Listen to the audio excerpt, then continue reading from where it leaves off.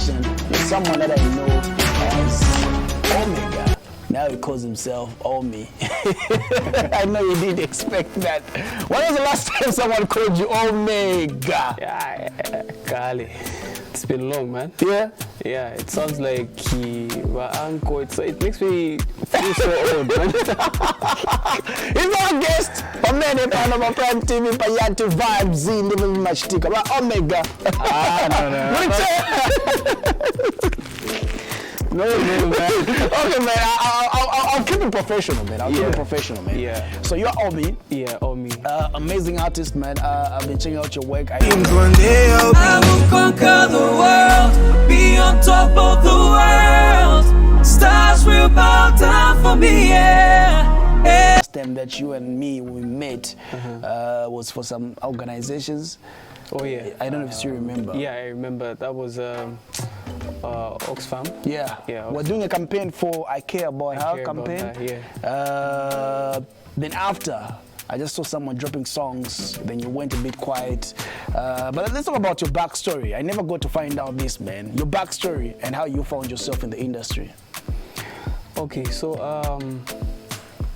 where should I start from? From way back or from a certain? From way back and how you got to find yourself in the industry. Yeah. Okay. So when I was younger, okay, let me start from the fact that my dad was a music teacher. Yeah. So my background has been so musical, like everyone in the family sings, but then mostly it's been gospel music. So in 2013 I participated in a singing competition called Dream Singing Competition, and then they came out second in the competition, and from there I paused a bit. I went to school, I went to college, and then I resumed somewhere in 2018. That's when I resumed, and then from there I started like trying to push and trying to build some connections. Yeah, up to now, like this is when I'm seeming to get my grip. Yeah, but I've been pushing all along. Since you're coming from a background of a family that is more into gospel music, is it? Yeah. Then now we're seeing this is happening now. Okay. You know, there's always judgment coming to. True. And coming from a Christian background, how is it now when they see you doing what you're doing? Okay, so it's a bit different from the way it used to be. I think mostly people have accepted me for who I am and what I represent. Because then, before I started singing in these other, like I started using other studios and stuff like that, I used to be with B-Flow, and we're in a group called Music for Change.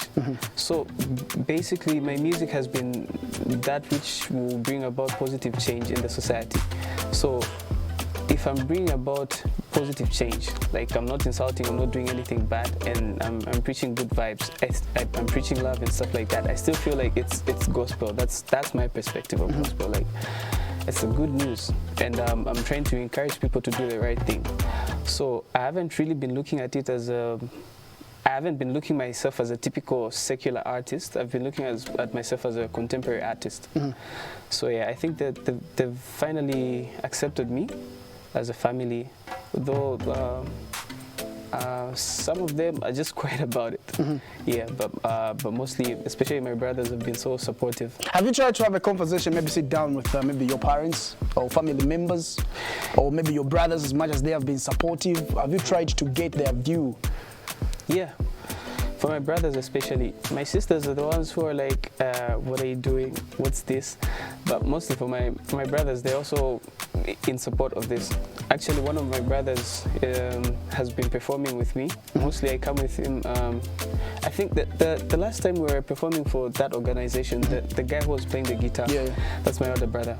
Nice. So we've been like going to gigs together if he's around. And the other brother of mine is the one who even paid for my registration for Dreams Singing Competition. So they've been really supportive. Amazing. Yeah. One of the albums that a lot of us were super anticipating to get listened to. That is Bobby East Nez Long's current album. Yeah.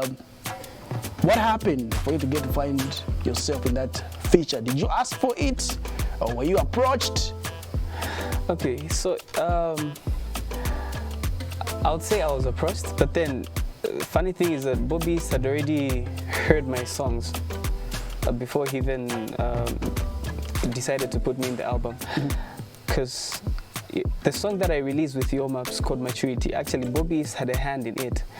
I remember I walked into the studio and then I found him. So I started doing my thing, and then he was like, I like this guy. You remind me of, he said, Willie Jigs. So it's like, you remind me of Willie Jigs. And then when we started recording the song with Stash, he was open enough and started giving me like hints. Oh, I think here it should be like this, but I like this song. You should do it like this and this, and like he was trying to give direction and helping me out with the song. So he got to listen to me, and then afterwards, I think when I wasn't around, he still got to listen to some of my projects at Stash's studio. So it wasn't really hard for him to put me in an album. And mostly he's been asking like, where have you been? And why don't you put these vocals in your songs? Because like because that wasn't the only song that I recorded with him. Even Gorgeous, I still added my vocals and stuff like that, and the other song which is not out. So he was like, why don't you do the same things that you do in our song? Like in your songs, I feel like you don't put in as much effort as you put in our songs. But I think the challenge that I have is coming also from a background where I forgot to mention, I also used to sing in Anchor X in the band. So I was required to do different genres of music.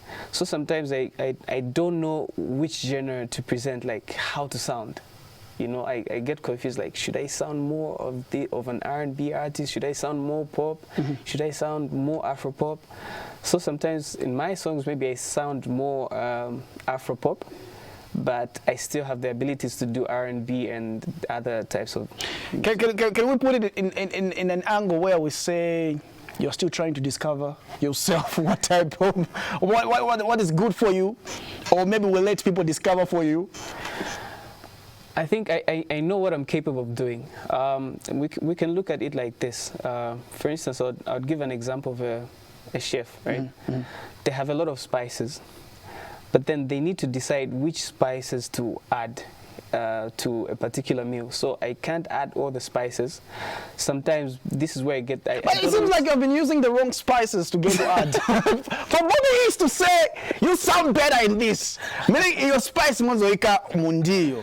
Says ovesa burundi. Unless maybe mwatenga ina yango spice mwaponyamo. But maybe it also depends on the type of food that you try to prepare. So maybe... right now, I don't know what I'm still trying to discover my fan base. Let me put it like this: I'm trying to discover my fan base, what they enjoy more.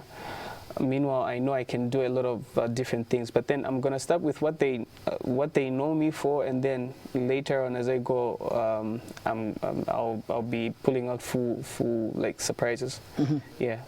The industry is a bit, let me not even say it's a bit frustrating. It is frustrating. Very frustrating. It's better when someone is watching right now and they feel like everything is all good because they don't understand the input that you guys put in. True. Is it sometimes that gets to you because you know there are some things that you feel like, okay, you are trying so hard to work on something that it doesn't go your way? Actually, let me put it out there. I think a lot of artists could be in my shoes. I think a lot of artists at some point were depressed because really the Zambian industry is hard. Like it's really, really hard. And the funny part about being an artist or a musician, the thing is you might succeed in other things, but if you don't succeed in music, it keeps on haunting you. Like you feel like you're a failure. You feel all sorts of stuff, and you feel so frustrated. You really put in so much effort, but then you get little in return. So it's really, really frustrating. But then, hey, what can I say? A new artist to collaborate with a renowned artist, it's like you are not trying to bring out the best of you, and you're trying to ride on someone's fan base. For you, as Ommi, when you're collaborating with all these guys who are renowned, what is your target? What are you trying to achieve? Like your main goal? Okay, so we're in a business of numbers. So do you mean that you can't pull the numbers by yourself?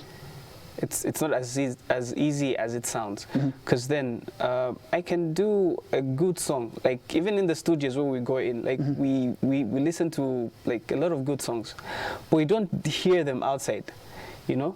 Not that the song is bad, but because it's not exposed, people don't know that song. You know, few people play it. We can't be deaf to the fact that some of the maybe DJs and stuff like that play the songs, play the music for the people they know, right? If they don't know you, how are they going to play your song? I think the same applies to maybe Nigerian music or South African music, where because it's all over. Like when we turn on the TV, we see Amapiano or we listen to Omale and stuff like that. So we're so used to that. I don't know how I can put it. Like it's out there. It's the music which is available. Let's try to do a comparison. 2000, 2003, 2005, 1999. Internet was not so much as it is now, but these guys used to make big songs. Compared to our current generation, which has made it super easy. Like, you just send me a song on your WhatsApp. There's a point that artists used to visit DJs to the radio station just to submit their songs. Now, it's a situation where I just send you an email, you send the song. Back then, we know there are some piracy that was going on. People would just make sure that the song is available, maybe in CDs and other stuff. True. But now everything is easy. If you had to do the comparison, would you rather be back in time or the current moment with internet? I think the current times are much better. Though I still think to some extent they needed some type of financial balance. What I mean is, even for them to go to a studio, for instance, for me to come here, there's a distance. Now, if I have to visit like maybe 10 studios or 10 TV stations, I can't walk, right? So you need a bit of financial balance to push, not only in radio stations, on the streets as well. If you want to take your don't you feel a good song would still do wonders? Well, like it will just get to a certain point. You're putting in an effort. You're putting in an effort. This is a debate. We're having a conversation. Yeah. You put in an effort as an artist. You do the rest. Like, you make sure that the song is at certain points where it's supposed to be. Okay, like radio stations. Now there are sites where you can even sell your song right now. But back then, these guys just used to drop albums via CDs, tapes, okay? But people still used to buy. I think right now it's much easier as compared to those times. But then effort that you need to put in as an artist. I think it's not just a matter of a good song, because you have a good song and you're not pushing it, or maybe you don't have the capacity to push it as much as you would if you had enough resources. Trust me, it won't go anywhere. You have good music that only your family will listen to and your friends. So I think Nez Long also told me the same thing. It's not just about releasing good music. Yes, the first step is in the studio. You need to put in your effort. Like, you need to release some good music before you even start distributing it out there. But then you don't stop there. You don't just stop from releasing a good song. You still need to push it. And sometimes it's maybe you just don't have the capabilities or enough resources or the help that you need. I've seen some artists who are in different situations. Like, for instance, I feel like the way it is with Yomabs, he had Kandeke who believed in him. I don't know. If you ask these artists, you find that there's always that guy or those friends who are with them.